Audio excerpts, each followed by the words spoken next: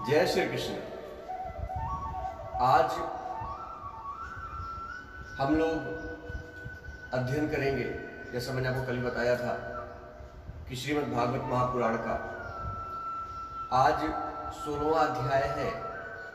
और इस अध्याय में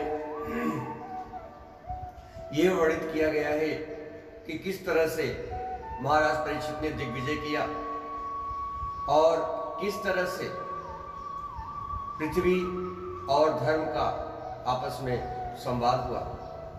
इन्हीं तथ्यों पर आज हम अध्ययन करेंगे। मित्रों, हमारे जो शास्त्र हैं ये सिर्फ धर्म की बातें नहीं है, ये अथाह सागर है। ये एक ऐसा कुआं है जिसका कोई अंत नहीं है, एक ऐसा सागर है जिसकी गहराई कोई माप नहीं सकता है। इस अनंत सागर में आप सब भी ज्ञान के गोते लगाइए और ज्ञान की समस्त बातों को अपने मस्तिष्क में बिठाइए। इसलिए नहीं कि आपको पुण्य मिलेगा, इसलिए कि आप हिंदू हैं और इसलिए कि आपका जानना जन्म सिद्ध अधिकार है। आइए चलते हैं, अपने इस अध्ययन मार्ग में आगे बढ़ते हैं। मैं तो भगवान से हमेशा ही प्रार्थना करता हूं कि आप लोगों का मन हमेशा ही इन अच्छी बातों में लगा रहे, हमेशा भगवत चिंतन करते रहें, हमेशा आप धर्म की विजय के लिए प्रयत्न करते रहें। यही मेरी हमेशा कोशिश रहती है। आइए शुरू करते हैं आज का 16वां अध्याय, परीक्षित की दिग्विजय तथा धर्म और पृथ्वी का संवाद। सूत जी कहते हैं, शौनक जी, पांडवों के महाप्रयाण के पश्चात, पिछली बार आपने सुना था किस तरह से पांडव इस धरती को छोड़ करके चले गए थे। अगर आपने उसको नहीं सुना है, अगर आपने मिस कर दिया तो पिछले अंक को जरूर सुनिएगा। और हमारा जो YouTube का चैनल है ओम गुरुकुल वेद और शास्त्र ज्ञान, उस पर भी जाकर के आप सुन सकते हैं। पांडवों के महाप्रयाण के पश्चात भगवान के परम भक्त राजा परीक्षित श्रेष्ठ ब्राह्मणों की शिक्षा के अनुसार पृथ्वी का शासन करने लगे। उनके जन्म के समय ज्योतिषियों ने उनके संबंध में जो कुछ कहा था, वास्तव में वे सभी महान गुण उनके अंदर विद्यमान थे। दूसरे मंत्र में आगे कहा गया है, उन्होंने उत्तर की पुत्री इरावती से विवाह किया। उससे उन्होंने जन्मेजय आदि 4 पुत्रों को उन्होंने जन्म दिया तथा कृपाचार्य को आचार्य बना करके उन्होंने गंगा के तट पर तीर अश्वमेघ यज्ञ किए। इन तीनों यज्ञ में उन्होंने बहुत ही कीर्ति और पुण्य अर्जित किया। इसमें उन्होंने ब्राह्मणों को पुष्कल दक्षिणा भी दी थी। उन यज्ञों में देवताओं ने प्रत्यक्ष रूप से प्रकट होकर के अपना अपना भाग ग्रहण किया था। चौथे मंत्र में कहा गया था, एक बार दिग्विजय करते समय उन्होंने देखा कि शूद्र के रूप में कलयुग राजा के वेश धारण करके एक गाय और बैल के जोड़े को ठोकरों से मार रहा था। तब उन्होंने उसे बलपूर्वक पकड़ करके दंड दिया था। शौनक जी ने पूछा, महाभाग्यवान सूत जी, दिग्विजय के समय महाराज परीक्षित ने कलयुग को दंड देकर ही क्यों छोड़ दिया? उसको समाप्त क्यों नहीं किया? उसको मार क्यों नहीं डाला? क्योंकि राजा का वेश धारण करने पर भी वो तो अधम शूद्र, जिसने गाय को लात से मारा था, वो तो निरा शूद्र ही था। यदि यह प्रसंग भगवान श्री कृष्ण की लीला से अथवा उनके चरण कमलों के मकरंद रस का पान करने वाले रसिक महानुभावों से संबंध रखता है तो इसे अवश्य कहिए। दूसरी, व्यर्थ की बातों से क्या लाभ है? उनमें तो आयु ही व्यर्थ में नष्ट होती है। आगे 7वें मंत्र में कहा गया है, प्यारे सूत जी, जो लोग चाहते हैं उनको मोक्ष मिले, वो मोक्ष तो चाहते हैं, परंतु अल्प आयु होने के कारण मृत्यु से ग्रस्त हो रहे हैं, उनके कल्याण के लिए भगवान यम का आह्वान करके उन्हें यहाँ शांति कर्म में युक्त कर दिया गया है। आगे 8वें मंत्र में कहा गया है, जब तक यमराज यहाँ इस कर्म में नियुक्त है तब तक किसी की मृत्यु नहीं होगी। मृत्यु से ग्रस्त मनुष्य लोक के जीव भी भगवान की साधु तुल्य लीला के कथन का पान कर सकेंगे। इसलिए महर्षियों ने भगवान को कह करके यम को यहां पर बुलाया है। एक तो थोड़ी आयु और दूसरे कम समझ। ऐसी अवस्था में संसार के मंद भाग्य विषयी पुरुषों की आयु व्यर्थ ही बीती चली जा रही है। नींद में रात और व्यर्थ के कर्मों में दिन इसी तरह से खत्म होता चला जा रहा है। उनके पास आज समस्त कर्मों के लिए समय है, परंतु भगवत चिंता और अध्ययन के लिए उनके पास समय नहीं है। आगे सूत जी कहते हैं, जिस समय राजा परीक्षित पूर्व जंगल देश में सम्राट के रूप में निवास कर रहे थे, उस समय उन्होंने सुना कि मेरी सेना द्वारा सुसज्जित और सुरक्षित साम्राज्य में कलयुग का प्रवेश हो चुका है। इस समाचार से उन्हें दुख तो अवश्य हुआ, परंतु यह सोचकर कि युद्ध करने के बाद अवसर तो हाथ में लगेगा ही, वे उतने दुखी नहीं हुए। इसके बाद युद्ध वीर परीक्षित ने धनुष को अपने हाथ में ले लिया। वे श्याम वर्ण के घोड़ों से जुते हुए सिंह की ध्वजा वाले सुसज्जित रथ पर सवार होकर के दिग्विजय करने के लिए नगर से बाहर निकल पड़े। उस समय रथ, हाथी, घोड़े और पैदल सेना के साथ ही चल रहा था। उन्होंने भद्राक्ष, केतुमाला, भारत, उत्तर कुरु और किमपुरुष आदि सभी वर्षों को जीत करके वहां के राजाओं से भेंट ली। 13वें मंत्र में आगे कहा गया है, उन्होंने उन देशों में सर्वत्र अपने पूर्वज महात्माओं के सुयश को सुनने का मौका मिला और उन्होंने खुद भी उसको सुनाया। उस यशोगान से पद पद पर भगवान श्री कृष्ण की महिमा प्रकट होती जा रही थी, क्योंकि परीक्षित के पूर्वजों में भगवान श्री कृष्ण का एक ऐसा स्थान था जिसके बिना उनके पूर्वजों की यश गाथा संपूर्ण नहीं हो सकती थी। आगे भगवान श्री कृष्ण ने अश्वत्थामा के ब्रह्मास्त्र की ज्वाला से किस प्रकार की रक्षा की थी, यदुवंशी और पांडवों में परस्पर कितना प्रेम था और पांडवों की भगवान कृष्ण में कितनी भक्ति थी, इन सब कथाओं को वो लगातार सुनते रहे। जो लोग उन्हें ये सब बातें बताते थे, ये सब कहते थे, वे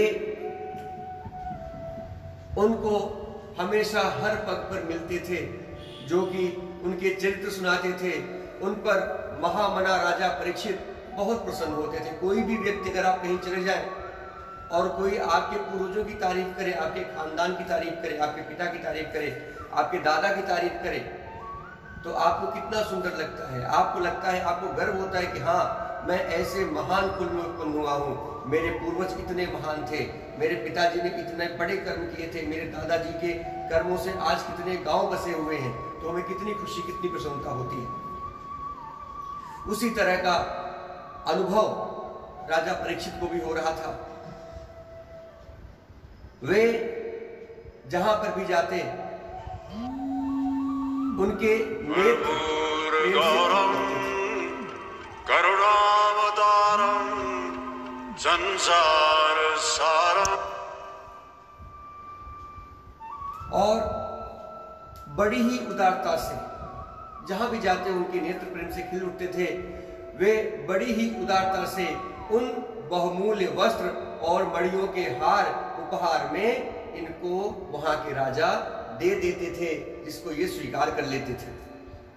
आगे 16वें मंत्र में कहा गया है, वे सुनते कि भगवान श्री कृष्ण ने प्रेमवश होकर के पांडवों के सारथिका का काम किया है, जिसको ये मालूम पड़े कि भगवान श्री कृष्ण उसके पिता के सारथी थे, सारथी का काम किया है, उनके सभासद बने, यहाँ तक कि उनके मन के अनुसार काम करके उनकी सेवा भी की। उनके सखा तो थे ही, परंतु उनके दूत भी बने। वे रात को शस्त्र ग्रहण करके वीरासन में बैठ जाते और शिविर का पहरा भी देते, उनके पीछे पीछे चलते, स्तुति करते तथा प्रणाम करते। इतना ही नहीं, अपने प्रेमी पांडवों के चरणों में उन्होंने सारे जगत को झुका दिया था। तब परीक्षित की भक्ति भगवान श्री कृष्ण के चरण कमलों में और भी बढ़ती चली जा रही थी। इस प्रकार वे दिन दिन पांडवों का आचरण सुन करके अपना दिग्विजय करते चले जा रहे थे। उन्हीं दिनों उनके शिविर से थोड़ी ही दूर पर एक आश्चर्यजनक घटना घटी, वो मैं आपको बताता हूं। आगे 18वां मंत्र है। धर्म बैल का रूप धारण करके एक पैर से घूम रहा था। एक स्थान पर उसे गाय के रूप में पृथ्वी मिली। पुत्र की मृत्यु से दुखी माता के समान उसके नेत्रों में आंसुओं के झरने बह रहे थे। उसका शरीर श्रीहीन हो गया था और धर्म ने पृथ्वी से पूछा। 19वां मंत्र आगे धर्म ने कहा, हे कल्याणी, कुशल से तो हो ना? तुम्हारा मुख कुछ मलिन हो रहा है, तुम श्रीहीन हो रही हो। मालूम होता है तुम्हारे हृदय में कुछ न कुछ दुख अवश्य चल रहा है। क्या तुम्हारा कोई संबंधी दूर देश में चला गया है जिसके लिए तुम इतनी चिंता कर रही हो? आगे 20वां मंत्र है। कहीं तुम मेरी चिंता तो नहीं कर रही हो? अब इसके 3 पैर टूट गए हैं, एक ही पैर रह गया है। संभव है तुम अपने लिए शोक कर रही हो कि अब शूद्र तुम्हारे ऊपर भी शासन करेंगे।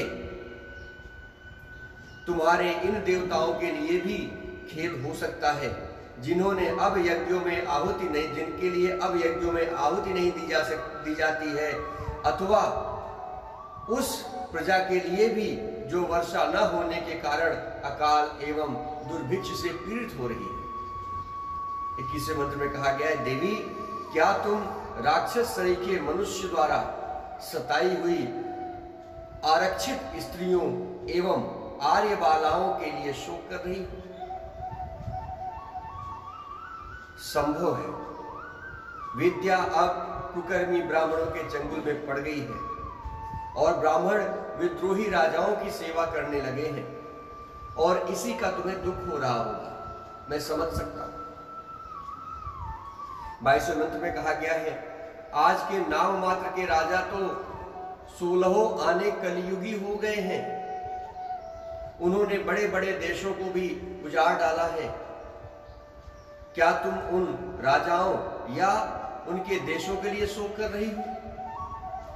आज की जनता खान पान, वस्त्र, स्नान, स्त्री सहवास आदि में शास्त्रीय नियमों का पालन न करने पर स्वेच्छाचारी हो गई है।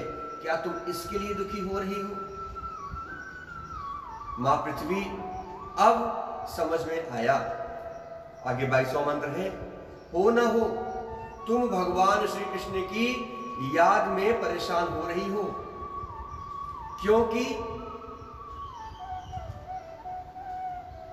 उन्होंने तुम्हारा भार उतारने के लिए ही तो अवतार लिया था और ऐसी लीलाएं की थी जो कि मोक्ष का भी अवलंबन है।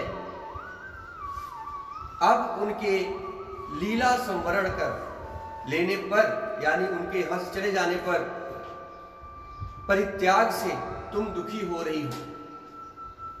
देवी, तुम तो धन रत्नों की खान हो। तुम अपने क्लेश का कारण, जिससे तुम इतनी दुर्बल हो गई हो, मुझे बतलाओ। मालूम होता है बड़े बड़े बलवानों को भी हरा देने वाले काल ने देवताओं के द्वारा वंदनीय तुम्हारे सौभाग्य को छीन लिया है। पृथ्वी ने कहा, धर्म तुम मुझसे जो कुछ पूछ रहे हो वह सब स्वयं जानते हो। जिन भगवान के सहारे तुम संसार को सुख पहुंचाने वाले अपने चारों चरणों से युक्त थे, जिसमें सत्य, पवित्रता, दया, क्षमा, त्याग, संतोष, सरलता, साम, दम, शम, दम, तप, समता, तीक्ष्णता, उपरत, शास्त्र विचार, ज्ञान, वैराग्य, ऐश्वर्य, वीरता, तेज, बल, स्मृति, स्वतंत्रता, कौशल, कांति, धैर्य, कोमलता, निर्भीकता, विनय, शील, साहस, उत्साह, बल, सौभाग्य, गंभीरता, स्थिरता, आस्तिकता, कीर्ति, गौरव और निरअहंकारता थे। ये उन्नतशील अप्राकृतिक गुण तथा महत्वाकांक्षी पुरुषों द्वारा वांछनीय शरणागत वत्सलता आदि और भी बहुत से महान गुण उनकी सेवा करने के लिए नित्य निरंतर निवास करते थे।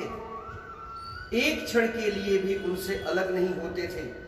उन्हीं समस्त गुणों के आश्रय सौंदर्य धाम भगवान श्री कृष्ण ने इस समय इस लोक से अपनी लीला का स्मरण कर लिया और यह संसार पापमय हो गया और कलयुग की कुटिल दृष्टि का शिकार हो गया।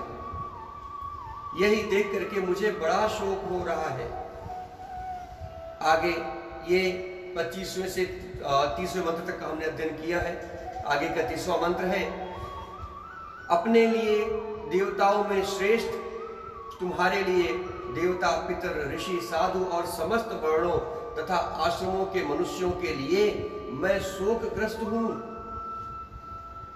32वां मंत्र आगे, जिनका कृपा कटाक्ष प्राप्त करने के लिए ब्रह्मा आदि देवता भगवान के शरणागत होकर के बहुत दिनों तक तपस्या करते रहे, वही लक्ष्मीपति अपने निवास स्थान कमल का परित्याग करके बड़े प्रेम से जिनके चरण कमलों की सुभग छत्र छाया का सेवन करती है, उन्हीं भगवान के कमल, वज्र, अंकुश, ध्वजा आदि चिन्हों से युक्त चरणों से विभूषित होने के कारण मुझे महान वैभव प्राप्त हुआ था और मेरी तीनों लोकों से बढ़कर के शोभा हो गई थी।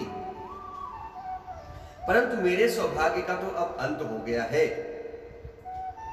भगवान ने मुझे अभागा बना करके छोड़ दिया है। मालूम होता है मुझे अपने सौभाग्य पर गर्व हो गया था, इसके लिए उन्होंने मुझे ये दंड दिया है। आगे 34वें मंत्र में कहा गया है, तुम अपने तीनों चरणों के कम हो जाने से मन ही मन कुढ़ रहे थे, अतः अपने पुरुषार्थ से तुम्हें अपने ही अंदर पुनः सब अंगों से पूर्ण स्वस्थ कर देने के लिए वे अत्यंत रमणीय श्याम सुंदर विग्रह से यदुवंश में प्रकट हुए और मेरे बड़े भारी भार को, जो असुरवंशी राजाओं की सैकड़ों अक्षयहिणियों के रूप में था, उन्होंने उसको नष्ट कर दिया, उन्होंने उसको ध्वस्त कर दिया था, क्योंकि वे परम स्वतंत्र थे। आगे 35वें मंत्र में कहा गया है, जिन्होंने अपनी प्रेम भरी चितवन, मनोहर मुस्कान, मीठी वाणी और सत्यभामा आदि मधुमयी माननियों के मान के साथ धीरज को भी छीन लिया था, उन्होंने उनके हृदय के साथ उनके धैर्य को भी छीन लिया था, जिनके चरण कमलों के स्पर्श से मैं निरंतर आनंदित और पुलकित होती रहती थी। उन पुरुषोत्तम भगवान श्री कृष्ण का विरह भला कौन बर्दाश्त कर सकता है। धर्म और पृथ्वी इस प्रकार आपस में बातचीत करते ही रहे। उसी समय महाराज परीक्षित पूर्व वाहिनी सरस्वती के तट पर आकर के पहुंच गए। यहां पर हमारा 16वां अध्याय समाप्त होता है। आगे 17वें अध्याय का हमें अध्ययन करना है।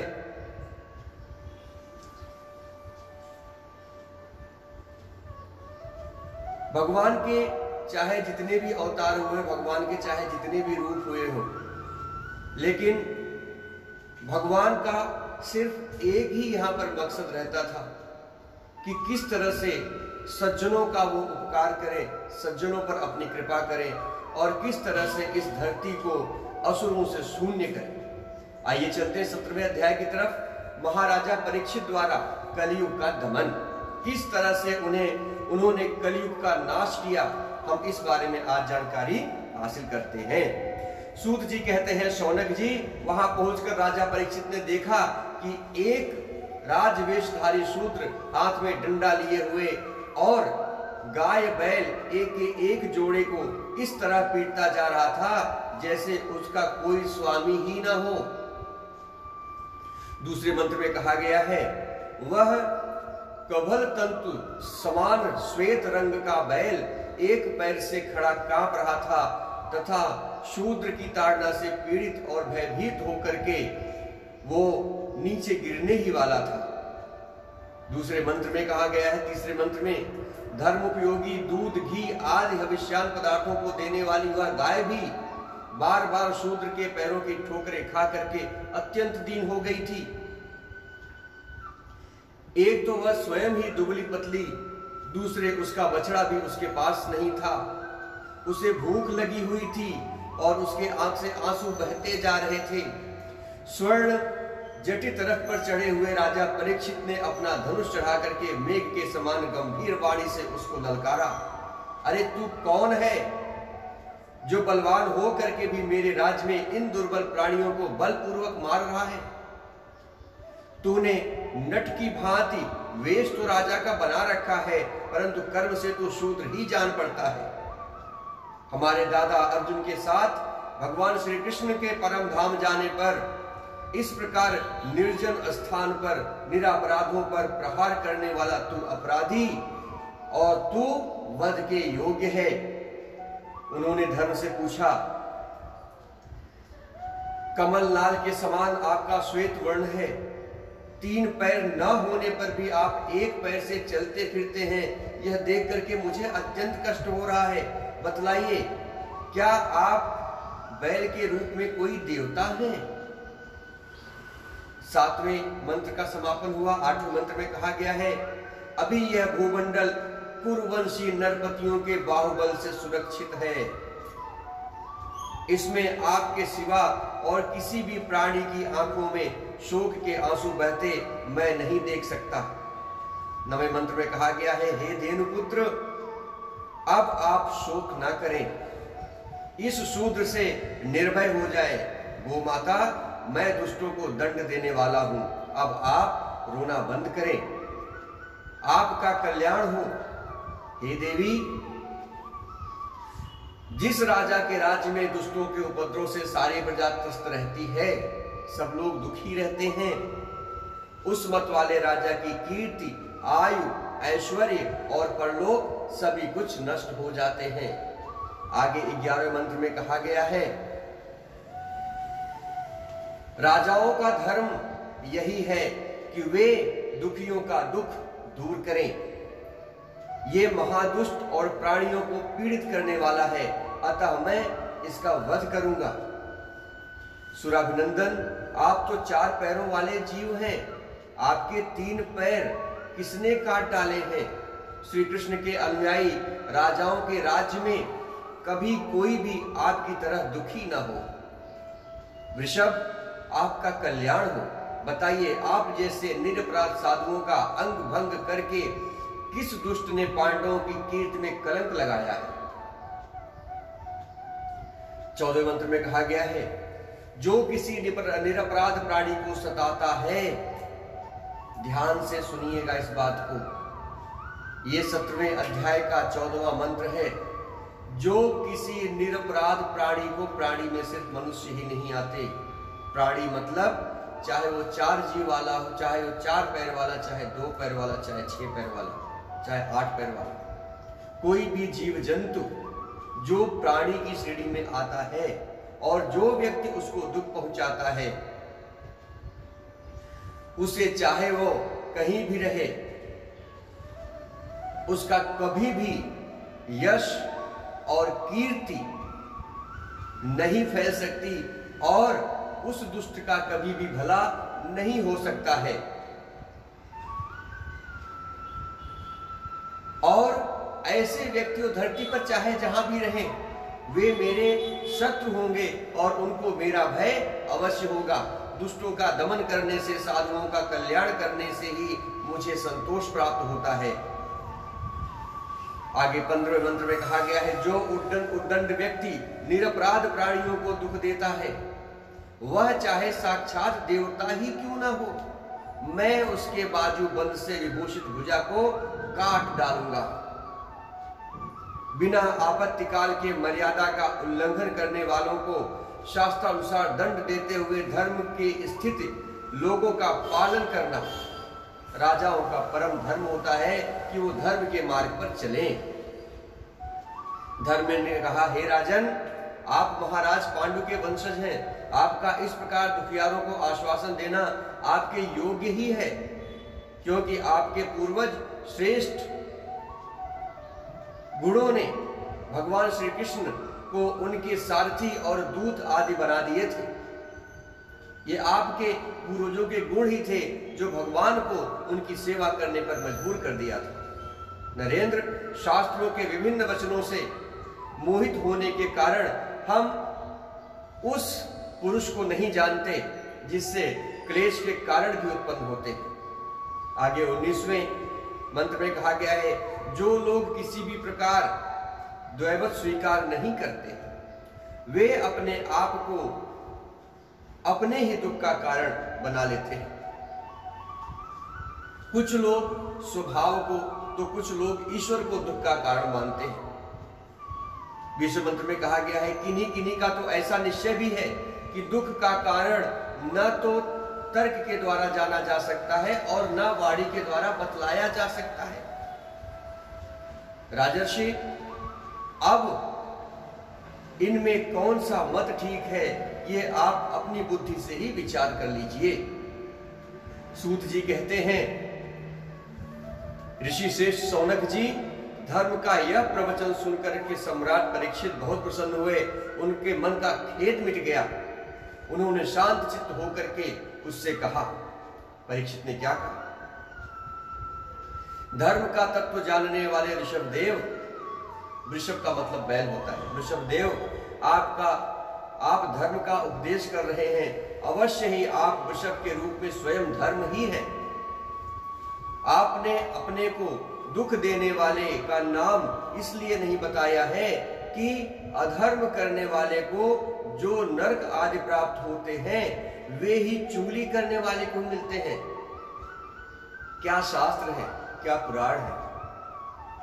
इसने सारी बुराइयों का अंत करने के लिए भगवान ने कोई भी कसर नहीं छोड़ी है।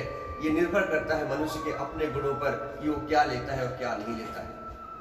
चुगली करना मतलब नरक जाने का द्वार है, और आज चुगली कुछ लोगों का परम प्रिय कार्य भी है।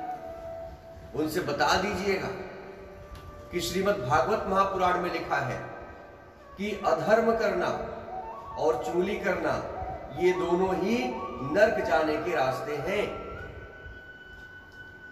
अधर्म करने वाला जो नरक प्राप्त करता है, वही चुगली करने वाले को भी वही नरक मिलता है। अथवा यही सिद्धांत निश्चित है कि प्राणियों के मन और वाणी से परमेश्वर की माया के रूप का निरूपण नहीं किया जा सकता। आगे 24वें मंत्र में कहा गया है, धर्मदेव, सत्य युग में आपके 4 चरण थे, तप, पवित्रता, दया और सत्य। इस समय अधर्म के अंश, गर्व, आसक्ति और मद से 3 चरण नष्ट हो चुके थे, इसीलिए उसके सिर्फ 1 पैर बचे थे धर्म के। आगे 25वें मंत्र में कहा गया है, अब आपका चौथा केवल सत्य ही 1 चरण आपका बचा हुआ है। उसी के बल पर आप जीवित हैं। असत्य से पुष्ट हुआ यह अधर्म रूप कलयुग उसे भी ग्रास कर लेना चाहता है। 26वें मंत्र में कहा गया, हे गौ माता, साक्षात पृथ्वी, आपको मैंने पहचान लिया है। भगवान ने इनका भी बोझ उतार दिया था और ये उनके राशि राशि सौंदर्य से बिखरने वाले चरण चिन्हों से सर्वत्र उत्सवमयी हो गई थी। अब ये उनसे बिछुड़ गई हैं। ये साध्वी अभाग्नि के समान नेत्रों में जल भर करके चिंता कर रही हैं कि अब राजा का स्वांग बना करके ब्राह्मण द्रोही शूद्र मुझे भगा देगा। महारथी परीक्षित ने इस प्रकार धर्म और पृथ्वी को सांत्वना दी। फिर उन्होंने अधर्म के कारण कलयुग को मारने के लिए तीक्ष्ण तलवार उठाई। कलयुग ताड़ गया कि अब तो ये मुझे मार ही डालना चाहते हैं। अतः झट से उसने अपने राज चिन्ह उतार डाले और भाव विह्वल भय विह्वल होकर के उनके चरणों में आकर के अपना सिर रख दिया। परीक्षित बड़े यशस्वी, दीन वत्सल और शरणागत रक्षक थे। उन्होंने जब कलयुग को अपने पैरों में पड़े हुए देखा तो कृपा करके उसको मारा नहीं, अपितु हंसते हंसते उससे कहा। महाराज बोले, जब तू हाथ जोड़कर शरण आ गया है तब अर्जुन के यशस्वी वंश में उत्पन्न हुए किसी भी राजा, किसी भी व्यक्ति, किसी भी मनुष्य से तुझे कोई भय नहीं होना चाहिए। अब तुझे मुझसे कोई भय करने की जरूरत नहीं है, परंतु तू अधर्म का सहायक है, इसलिए तुझे मेरे राज्य में बिल्कुल नहीं रहना चाहिए। तू मेरे राज्य को छोड़ करके यहां से चला जा। तेरे राजाओं के शरीर में रहने से ही लोभ, झूठ, चोरी, दुष्टता, स्वधर्म त्याग, दरिद्रता, कपट, कलह, दंभ और दूसरे पापों की बढ़त हो रही है। आगे 33वां मंत्र है, अतः धर्म के साथी इस ब्रह्मावर्त में तू एक क्षण के लिए भी न ठहरना, क्योंकि यह धर्म और सत्य का निवास स्थान है। इस क्षेत्र में यज्ञ विधि के जानने वाले महात्मा यज्ञों के द्वारा यज्ञ पुरुष भगवान की आराधना करते हैं। ये वो क्षेत्र है, यहाँ पर तेरे लिए कोई भी जगह नहीं है। इस देश में भगवान श्री हरि यज्ञों के रूप में स्वयं निवास करते हैं और समस्त प्रजा का कल्याण करते हैं। वे सर्वात्मा भगवान वायु की भांति समस्त चराचर जीवों के भीतर और बाहर एक रस स्थिर रहते हुए उनकी मनोकामनाओं को पूर्ण करते हैं। सूत जी आगे कहते हैं, परीक्षित की आज्ञा सुनकर कलयुग उठा और वो सिहर उठा। यमराज के समान मारने के लिए उद्यत हाथ में तलवार लिए परीक्षित बोले। उसने परीक्षित से कहा, काली ने कहा, हे सर्वभौम, आपकी आज्ञा से जहां कहीं भी मैं रहने का विचार करता हूं वहीं देखता हूं कि आप धनुष बाण चढ़ाए मेरे सामने खड़े हैं। अब आप बताइए मैं जाऊं तो कहां जाऊं? 37वें मंत्र में कहा गया है, हे धार्मिक शिरोमणि, आप मुझे वो स्थान बताइए जहां मैं आपकी आज्ञा का पालन करता हुआ स्थिर होकर के रह सकूं। सूत जी कहते हैं, कलयुग की प्रार्थना स्वीकार करके राजा परीक्षित ने उसे 4 स्थान दिए, द्यूत, मद्यपान, स्त्री संग और हिंसा। इन स्थानों में क्रमशः असत्य, मद, आसक्ति और निर्दयता, ये 4 प्रकार के अधर्म निवास करते हैं। उसने और भी स्थान मांगे, तब समर्थ परीक्षित ने उसे रहने के लिए एक और स्थान बताया, वो था सुवर्ण यानी धन। ये सबसे बड़ी भूल थी आज के इस कलयुग के लिए। इस प्रकार कलयुग के 5 स्थान हो गए, झूठ, मद, काम, वैर और रजोगुण। इन्हीं 5 जगहों में कलयुग का निवास रहता है। आगे 40वें मंत्र में कहा गया है, परीक्षित के दिए हुए इन 5 स्थानों में अधर्म का मूल कारण कली उनकी आज्ञाओं का पालन करता हुआ निवास करने लगा। 41वें मंत्र में आगे कहा गया है, इसीलिए आत्म कल्याणकारी पुरुष को इन 5 स्थानों के सेवन को कभी नहीं करना चाहिए। इन 5 स्थानों से बचना चाहिए। धार्मिक राजा, प्रजा वर्ग के लौकिक नेता और धर्म उपदेश करने वाले गुरुओं को तो बड़ी ही सावधानी से इनका त्याग कर देना चाहिए। राजा परीक्षित ने इसके बाद वृषभ रूप धर्म के तीनों चरण तपस्या, शौच और दया आदि को जोड़ दिया और आश्वासन देकर के पृथ्वी का संवर्धन किया। वे ही महाराज परीक्षित इस समय अपने सिंहासन पर, जिसे उनके पितामह महाराज युधिष्ठिर ने वन जाते समय उन्हें दिया था, वे विराजमान हो गए। वे परम यशस्वी सौभाग्य भाजन चक्रवर्ती सम्राट राजर्षि परीक्षित इस समय हस्तिनापुर में कौरव कुल की राज्य लक्ष्मी से शोभायमान हो रहे हैं। अभिनंदन युक्त राजा परीक्षित वास्तव में ऐसे प्रभावशाली हैं जिनके शासन काल में आप लोग इस दीर्घकालीन यज्ञ के लिए दीक्षित हुए। आज हमने 17वें अध्याय तक का अध्ययन संपूर्ण कर लिया है। 18वां अध्याय है जिसमें महाराज परीक्षित को श्रृंगी ऋषि का श्राप मिलता है। यह श्राप उन्हें क्यों मिलता है और श्राप से उन्हें क्या प्रभाव उठाना पड़ता है, क्या दंड उठाना पड़ता है, क्या दुख उठाना पड़ता है, इसकी चर्चा हम कल के अध्ययन में करेंगे। उम्मीद है कल फिर से आप लोगों का साथ इसी तरह मिलेगा। भगवान के काम में मन लगाइए, ध्यान रखिए, पूजा पाठ करिए, उसमें कोई बुराई नहीं है। लेकिन पूजा पाठ को ये मत समझ लीजिए कि उससे आपकी मुक्ति हो जाएगी। आपकी मुक्ति सिर्फ अच्छे कर्म से ही होगी। भगवान ऐसे लोगों को जो सिर्फ कर्मकांड करते हैं उनको ढोंगी कहते हैं। इसलिए अपने कर्मकांड के साथ साथ अपने अंदर की दया, अपने अंदर की अच्छाइयों को जीवित रखिए। लोगों पर दया करिए, प्राणियों पर दया करिए, किसी का वध मत करिए, किसी का वध मत होने दीजिए। इन्हीं भावनाओं के साथ आपसे विदा लेते हैं। कल आपसे 18वें अध्याय के साथ फिर हम मुलाकात करेंगे। तब तक के लिए जय श्री कृष्ण। सब्सक्राइब करिए हमारे चैनल।